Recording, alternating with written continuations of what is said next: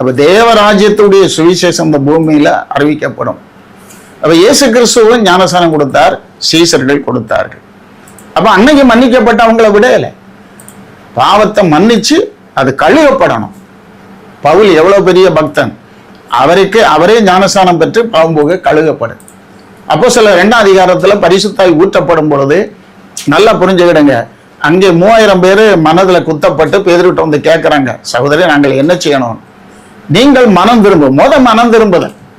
மனம் திரும்புதல்ல நிறைய செக்ஷன் இருக்கு, புரியுதா? உலகத்தை விட்டு உலகத்துக்கு சாகணும், பாரம்பரியத்துக்கு சாகணும், நியாயப்பிரமாணத்துக்கு சாகணும், வசனம் இருக்குதெல்லாம் பாருங்க. செத்து மனம் திரும்பி செத்து நீதிக்கு பிழைக்க, பாவத்துக்கு செத்து நீதிக்கு பிழைக்க பாருங்க. ஞானஸ்நானம் என்கிற அந்த மரித்த மனிதனை கொண்டு அடக்கம் பண்ண, இயேசு மரித்து அடக்கம் பண்ணப்பட்டு உயிரோடு எழுந்ததுக்கு சாயலுக்கு ஒப்பாக நாமும் அந்த பாவங்களை சமுத்திரத்துல போட்டுவிட்டு உயிரோடு எழும்புகிறோம். நம்ம ஜீவன் கிறிஸ்துவுக்குள் தேவனுக்குள் போய் மறைகிறது பாருங்க.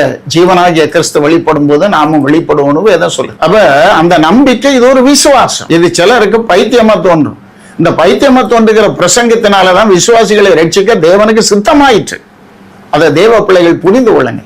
சிலுவை பற்றிய உபதேசம் கெட்டு போறவர்களுக்கு பைத்தியமாகவும், ரட்சிக்கப்படுகிற நமக்கோ தேவ பலனா இருக்கிறார்.